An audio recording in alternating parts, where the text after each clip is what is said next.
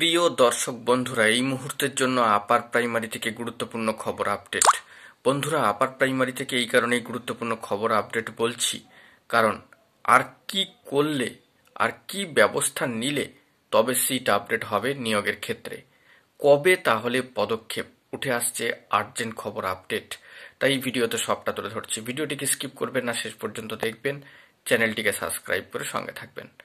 বন্ধুগণ, একটি বিষয় জানিয়ে রাখা দরকার যে 940তম দিন অতিক্রান্ত হয়ে গিয়েছে শহীদ মাতঙ্গিনী হাজরা মূর্তির পাদদেশ অঞ্চলে, এবং সেখানে অবস্থান কর্মসূচি পালন করে চলেছেন টানা এখনো পর্যন্ত ইন্টারভিউ বঞ্চিত আপার প্রাইমারি চাকরিপ্রার্থী বৃন্দরা। আর কি করলে এই চাকরি নিশ্চিত হবে, এই নিয়োগে সিট আপডেট হবে? ফার্স্ট এসএলএসটি আপার প্রাইমারি 2016 এই গুরুত্বপূর্ণ নিয়োগ প্রসিডিওর দীর্ঘ 10 বছরের আইনি জটিলতা, এখনো পর্যন্ত প্রসেস চলছে, তবে সিট আপডেট হয়নি এমনটাই দাবি ইন্টারভিউ বঞ্চিত আপার প্রাইমারি চাকরিপ্রার্থী বৃন্দ তথা বঞ্চিত upper primary চাকরিপ্রার্থী বৃন্দের।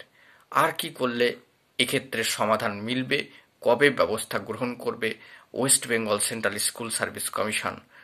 West Bengal central school service commission এই বিষয়ে ইনিশিয়েটিভ নেবে কিনা সে বিষয়ে সংশয়ে রয়েছেন।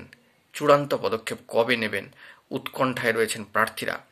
কয়েক হাজার টেট পাস ট্রেন্ড প্রার্থী এখনো পর্যন্ত অপেক্ষা করে রয়েছেন নিয়োগের সিট আপডেটের ক্ষেত্রে। নিয়োগের সিট আপডেট করে গেজেট রুলকে মান্যতা দিয়ে ইন্টারভিউর 15 দিন আগে পর্যন্ত সিট আপডেট করে নিয়োগকে সম্পন্ন করতে হবে, এই দাবিতে তারা রাজপথে নেমেছেন, কোর্টে গিয়েছেন, সুপ্রিম কোর্টে লড়াই চলবে, রাজপথে নেমেছেন, বহুবার ডেপুটেশন কর্মসূচি চলেছে। আর কি করলে তবে এই চাকরি মিলবে, এই সিট আপডেট হবে নিয়োগে, সেটাই কিন্তু এখন ভরসা।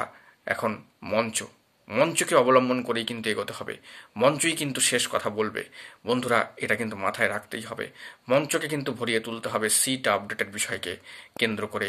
মঞ্চকে ভরসা করেই কিন্তু এগিয়ে যেতে হবে আগামী দিনে, এমনই বার্তা কিন্তু উঠে আসছে ইন্টারভিউ বঞ্চিত আপার প্রাইমারি চাকরিপ্রার্থী বৃন্দ তথা বঞ্চিত আপার প্রাইমারি চাকরিপ্রার্থী বৃন্দের তরফ থেকে। মঞ্চই কিন্তু শেষ কথা সিট আপডেটে, এবং সিট আপডেটের জন্য মঞ্চকে অবলম্বন করেই কিন্তু থাকতে হবে। তো এখন এটুকুই।